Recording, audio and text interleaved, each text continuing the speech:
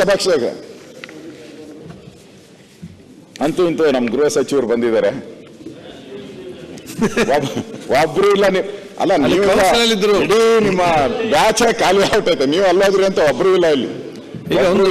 ಈಗ ಪ್ರತಿಪಕ್ಷ ಗಂಭೀರ ಗೋಪಾಲ ಅವರ ವಿಚಾರವನ್ನು ನಾನು ಮಾತಾಡಿ ಹೇಳ್ದ ನಾನು. ಹೌದು, ಸನ್ಮಾನ್ಯ ಈಗಲೇ ಹೇಳ್ಬೇಡಿ.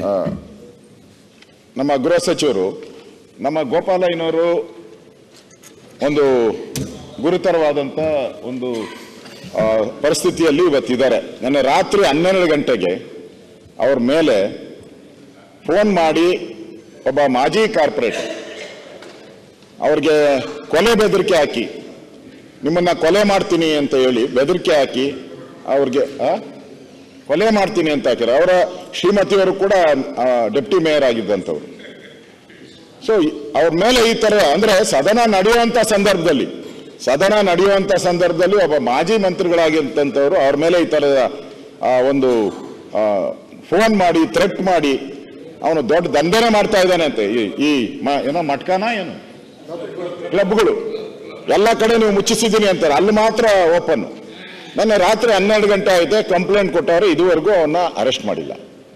ಪೊಲೀಸರು ಹೇಳ್ತಾರಂತೆ ಅವನು ಕುಡಿದು ಬಿಟ್ಟಿದ್ದಾನೆ, ಅವನಿಗೆ ಎಚ್ಚರಿಕೆ ಬಂದ್ಮೇಲೆ ಅವನಿಗೆಲ್ಲ ಸ್ವಲ್ಪ ಬಾಯಿ ವಾಶ್ ಮಾಡಿ ಎಲ್ಲ ಮಾಡಿ ಆಮೇಲೆ ಅರೆಸ್ಟ್ ಮಾಡ್ತೀನಿ ಅಂತಾರೆ. ಏನು ಹಿಂಗಾದ್ರೆ ಬಾಯಿ ವಾಶ್ ಮಾಡಿ ಅವನಿಗೆ ಊಟ ಗೀಟ ತಿಂಡಿ ಕೊಡ್ಸಿ ಅರೆಸ್ಟ್ ಮಾಡೋದಾದ್ರೆ ಏನ್ ಕಾನೂನು ಸುವ್ಯವಸ್ಥೆ ಏನಕ್ಕಿರ್ಬೇಕು? ಅದಕ್ಕೆ ಗೌರವಾನ್ವಿತ ನಮ್ಮ ಸ್ಪೀಕರ್ ಅವರು ಹೇಳಿದ್ದಾರೆ, ಸಂಜೆ ಒಳಗಡೆ ಅವ್ರ ಮೇಲೆ ಕ್ರಮ ತೆಗೆದುಕೊಳ್ಬೇಕು, ಇದು ಯಾವುದೇ ಪಕ್ಷದ ಶಾಸಕರಾಗಿರ್ಲಿ ಅಂತ ಹೇಳಿದ್ದಾರೆ. ಅರೆಸ್ಟ್ ಮಾಡಬೇಕು ಅಂತ ಹೇಳಿದ್ದಾರೆ. ಅದನ್ನ ತಮ್ಮ ಗಮನಕ್ಕೂ ನಾನು ತರ್ತಾ ಇದ್ದೀನಿ. ಮಾನ್ಯ ಅಧ್ಯಕ್ಷರೇ, ಈಗಾಗಲೇ ನನ್ನ ಗಮನಕ್ಕೂ ಕೂಡ ಇದು ಬಂದಿದೆ. ಮಾನ್ಯ ಗೋಪಾಲಯ್ಯನವರು ಕೂಡ ಈಗ ಒಂದು ಪ್ರೆಸೆಂಟೇಷನ್ ಕೊಟ್ಟಿದ್ದಾರೆ ನನ್ನ ಹತ್ರ.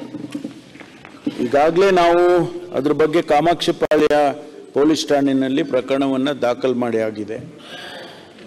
ಈಗಲೂ ಕೂಡ ಅವರ ಮನೆ ಮುಂದೆ ನಮ್ಮ ಪೊಲೀಸ್ನವರು ಕಾಯ್ತಾ ಇದ್ದಾರೆ. ಬಾಗಿಲು ತಟ್ಟಿದ್ರು, ಬಾಗಿಲು ತೆಗಿತಾ ಇಲ್ಲ.